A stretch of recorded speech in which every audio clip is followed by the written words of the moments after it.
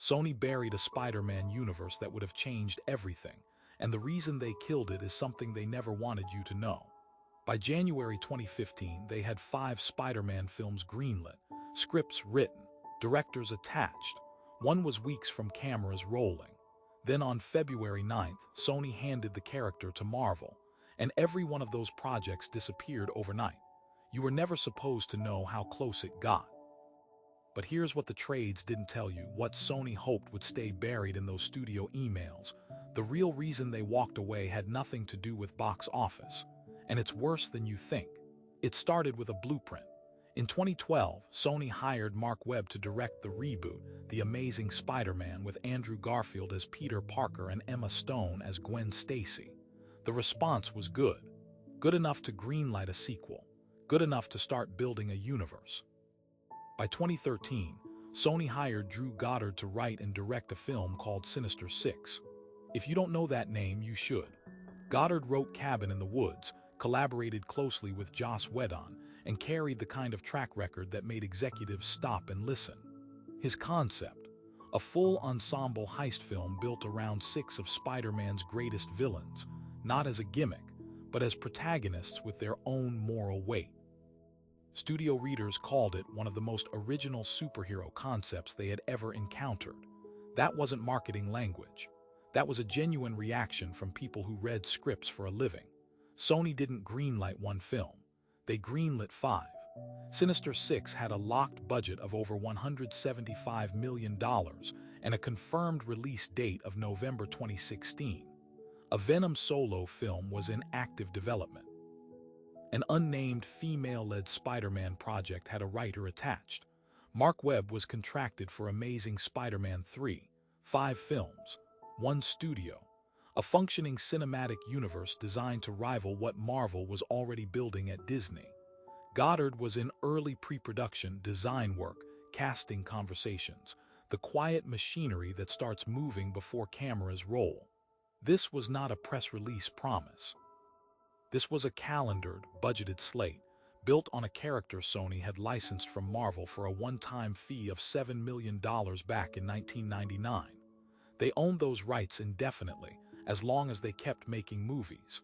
And they were making movies. Then The Amazing Spider-Man 2 opened in May 2014. It earned $709 million worldwide. By any normal measure, that's a successful film. But against a production budget that had swelled to $293 million before marketing, against projections built around a franchise anchor, the number read as soft. Critics flagged a cluttered plot. Audience tracking showed fatigue setting in. Internally, Sony executives began questioning whether the blueprint could hold, whether audiences would follow a Sinister Six film without Parker in the lead. The official version of what happened next is that Sony made a rational business decision. They recalculated. They pivoted to Marvel because the numbers told them to. That's the story they told. It is not the real one. Remember that greenlit universe. Here's where it actually ended. In November 2014, Sony Pictures was hacked. One of the largest corporate data breaches in entertainment history. Tens of thousands of internal emails, salary records, and private communications published online. Co-chair Amy Pascal's job was finished before the month was out. The studio's reputation was bleeding publicly in real time, and buried inside that breach were email exchanges between Pascal and Marvel Studios president Kevin Feige. Conversations that had started months before the hack went public. Sony had been talking to Marvel before the world knew Sony's inbox was exposed. Here's the twist that inverts everything. Sony didn't approach Marvel because Amazing Spider-Man 2 underperformed. That's the business logic they let float into the trades because it sounds rational, because it sounds like adults making decisions. The real sequence runs differently. Sony was in institutional crisis. The hack had exposed internal communication so damaging, so professionally and legally costly, that the studio needed a headline. Something so exciting it could reset the narrative around a company that had spent 3 months watching its private emails republished on the internet. Spider-Man going to the MCU was that headline. It was crisis management wearing the costume of creative strategy. Kevin Feige's terms included meaningful creative control over the character in the shared films. Sony agreed. The deal closed February 9, 2015, and Goddard's script, the one executives called genuinely original, was shelved the same week. What Died isn't 5 movies.